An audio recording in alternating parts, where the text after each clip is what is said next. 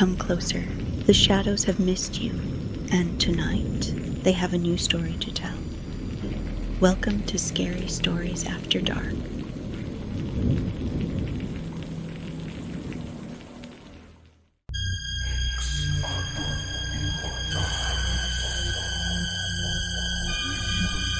Evan never meant to take the long way home, but the October wind pushed him there, down the cracked sidewalk, past the rusted swings, through the hollow stretch of the park that always smelled like damp leaves and old secrets. He tugged his hoodie tighter, breath fogging the air as he crossed toward the empty benches lining the path. That's when he saw it. A VHS tape sat neatly on the farthest bench, as if someone had placed it there moments before he arrived. The plastic casing was scratched, the label yellowed, but the bow, bright red and tied with a strange, perfect symmetry, looked newly made. A smiley face sticker beamed up from the corner, too cheerful against the moss-dark wood. And written across the label in jagged marker, "Do not watch." Evan froze. His heartbeat pricked sharp behind his ribs, the way it always did when something felt wrong but interesting. The park was quiet, too quiet. Even the cicadas held their breath. He stepped closer. Someone had scratched out a previous title beneath the warning, carving thin white lines into the sticker like they were desperate to hide whatever it once said. A cold gust shivered through the trees, and the street lamp above him flickered. Once, twice, buzzing like it struggled to stay alive. Evan lifted the tape. It felt heavier than a normal VHS, warmer too, as if someone had been holding it just before he arrived. A soft crackle drifted through the air. Static. Not from his phone. Not from anywhere he could see. The tape vibrated faintly in his hand. Evan swallowed hard. He checked the timestamp printed tiny at the corner of the label. October 31st, 1994, 11:45 p.m. Almost 31 years ago. He slipped the tape into his backpack. Behind him, near the edge of the path, something tall and thin stood between the trees. Still as a broken scarecrow, its silhouette stretched by the lamplight. Evan didn't look back again.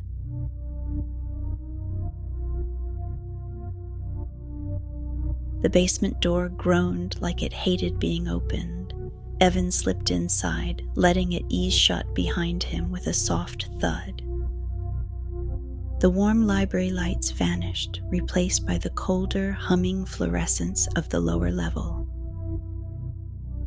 Down here, everything felt older, like time moved slower, dustier. Cal was already sprawled across the old leather couch, legs kicked up on a crate labeled discarded microfilm. "Finally," he said. "Thought you got abducted by a book club." Jade shot him a look from the rolling cart she was digging through. "Shut up, Evan's never late." Rez lifted 2 fingers in a lazy greeting from the corner where he was stacking ancient documentary tapes. His hoodie hood was up, shadowing half his face the way it always did. "Yo, basement smells extra dead tonight." Evan set his backpack on the table. "Got something to show you." The 3 of them perked up instantly. He didn't pull the tape out yet. Instead, he took in the room. Fake wood paneling peeling at the corners, a single-box TV perched on a metal stand, the tall filing cabinets humming faintly along the wall. A mismatched collection of old chairs circled the space like a ritual waiting to happen. Mrs. Dyer shuffled down the last steps, her shoes whispering on the concrete. The fluorescent lights flickered once as she appeared. "You for locking up when you're done?" she asked, voice thin but watchful. "Yes, ma'am," Jade answered. Mrs. Dyer's gaze drifted to Evan's backpack, too knowingly. "Nothing unusual planned tonight, I hope?" Cal snorted. "Define unusual." The librarian didn't smile. "Be careful with what you bring into this room." She vanished upstairs, shutting the door behind her. The hum of the lights deepened. Only then did Evan unzip his bag. He pulled out the VHS tape and set it on the table. Jade leaned in first. "Oh, no way. Where did you get this? Look at that bow." Rez frowned. "That label was rewritten. See the scrape marks? Someone tried to hide what used to be there." Evan met their eyes. "I think we're supposed to watch it."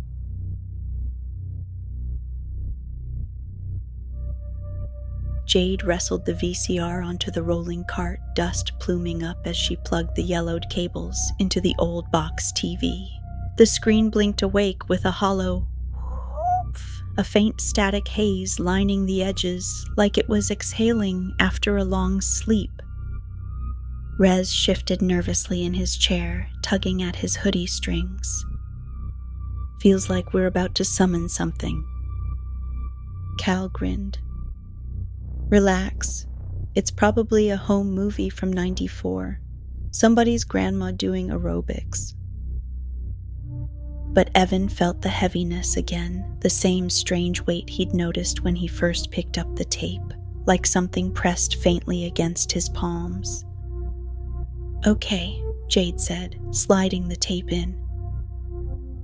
Moment of truth. The VCR clicked, swallowed the cassette, and whirred low. For a second, the screen went black. Then a soft ripple of static rolled across the glass, followed by a grainy street, dimly lit, empty, filmed from a low angle. Houses lined the road like silent witnesses. No cars, no people. Just a slow, creeping zoom forward. Rez leaned forward. "Where is that? Looks Midwest." "Looks wrong," Evan whispered. The footage jerked sharply, glitching to a cornfield. Dozens of mannequins stood scattered between the tall stalks, white plastic faces turned toward the camera. Their limbs were too long, their frames bulging in strange angles beneath old clothing. Wind rustled the corn, but the mannequins didn't move. Then the footage cut. Now they were closer. Another cut, closer still. Another, so close one mannequin's blank face filled half the frame, its jaw slightly open as if about to speak. Cal exhaled, uneasy now. "Okay, that's freaky." The footage snapped to a new scene. A dim hallway, walls stained and peeling, the camera tilted, trembling, as if someone held it with shaking hands. Evan felt a cold prickle run down his arms. On the screen, a figure stepped into view. Evan gasped. It was him. Not exactly him, but close. His build, his hoodie, his walk. The doppelganger lifted a hand in the footage. Evan's chest tightened as, without meaning to, his own hand rose a second later, matching it. Jade whispered, "Evan, that thing is copying you." The screen flickered violently, static flashed, and a single word whispered through the speakers. Stop.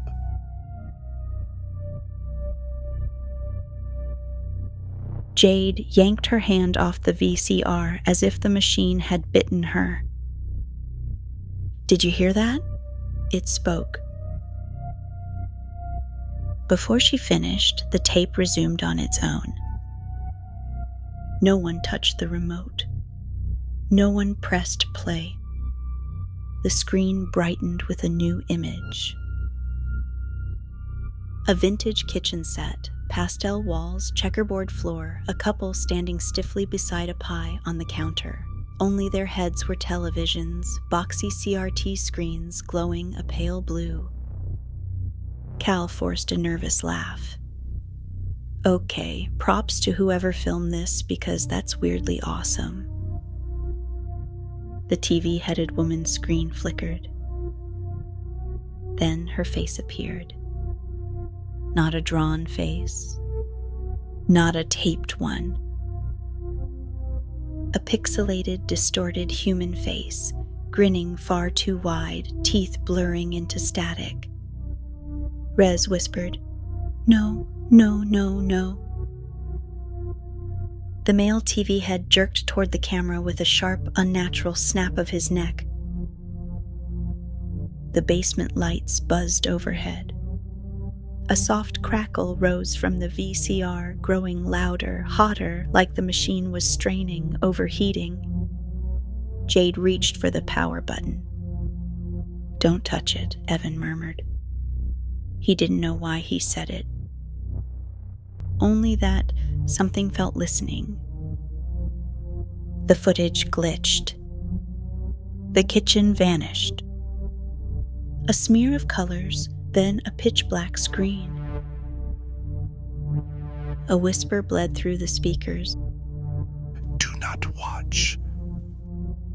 The lights flickered violently, plunging the basement into a stuttering rhythm of dark light, dark light. The air grew sharp and metallic. Evan's eyes burned as the CRT hissed.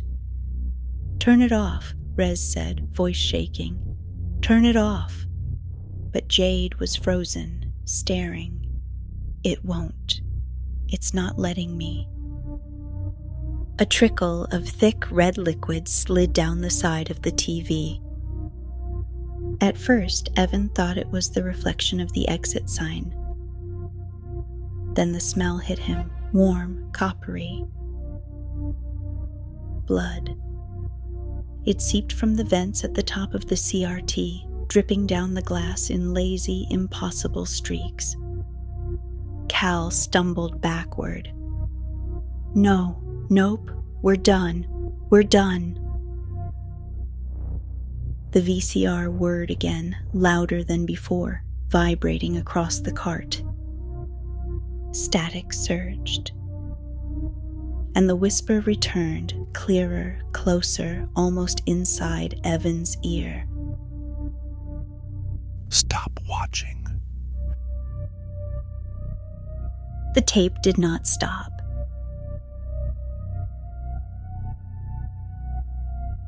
The screen went white, no image, no static, just a blinding, humming wash of light that made the dust in the air shimmer.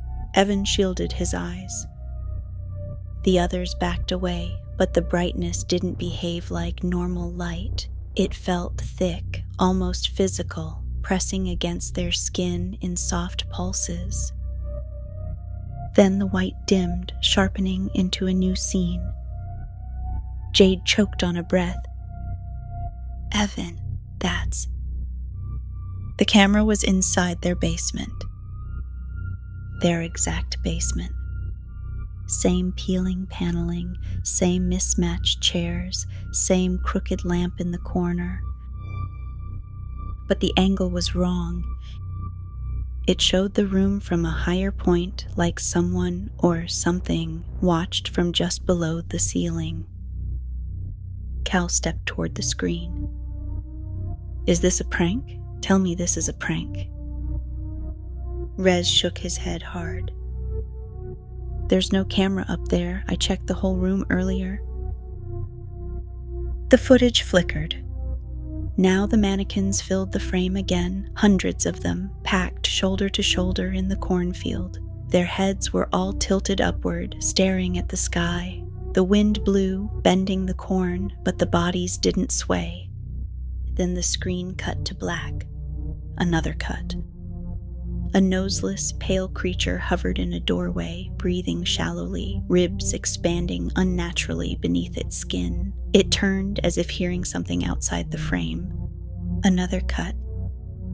The basement again, but this time the footage wasn't still. Someone walked behind their old couch, just a blur of movement. A tall shape. Cal's voice broke. That's not any of us. Rez stumbled backward, hitting a filing cabinet. The sound echoed in the footage a second later. Jade's voice trembled. It's not playing a recording, it's reacting to us. Evan's mouth went dry.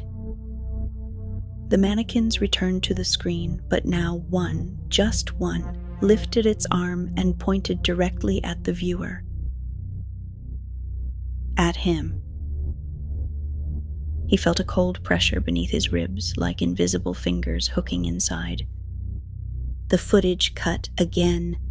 The screen now showed 3 of them sitting in the basement. Jade, Cal, Rez. Evan wasn't in the frame. "Where am I?" he whispered. The lights cut out. Total black. Only the CRT glow remained behind them, faint flickering like something was stepping closer to the glass.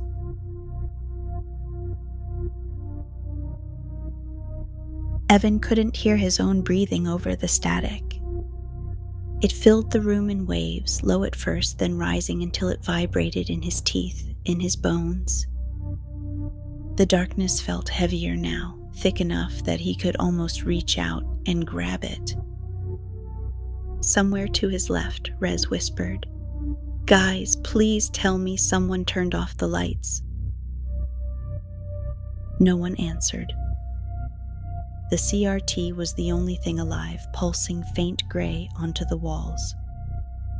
The faint glow carved thin shapes out of the dark, filing cabinets, chair legs, shelves, but the shadows behind them shivered like they weren't anchored to anything solid.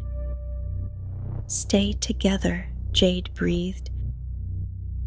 A soft scrape echoed behind the archives. Cal froze. What was that?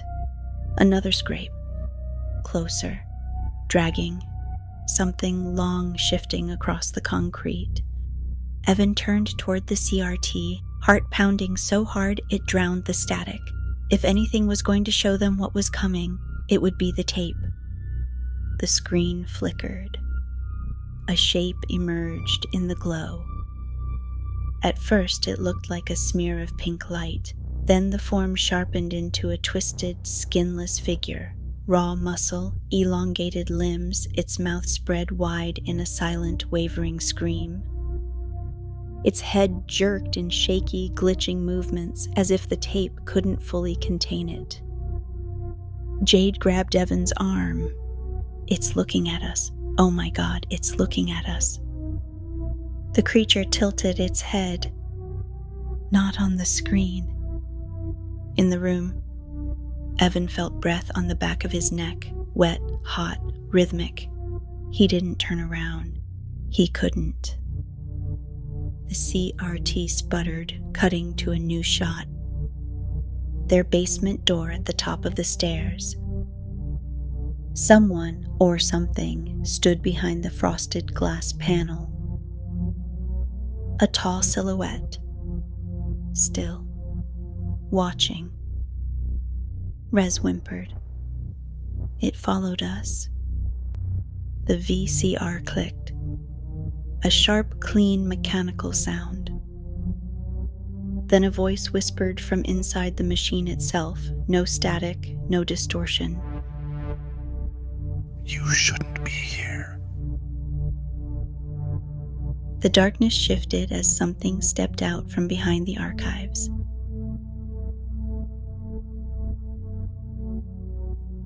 Jade grabbed Evan's sleeve, pulling him back as the shape shifted again, slow, deliberate, like it wasn't walking so much as unfolding itself from the dark.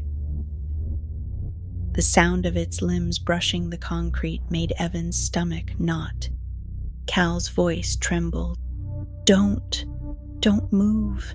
Maybe it can't." The creature exhaled, a wet, rattling breath that made the air throb. Something slammed into the metal shelves behind them, hard enough to rattle boxes and shake dust from the beams overhead. Rez yelped, stumbling toward the TV's glow, the only light left in the basement. "Back upstairs," Jade hissed.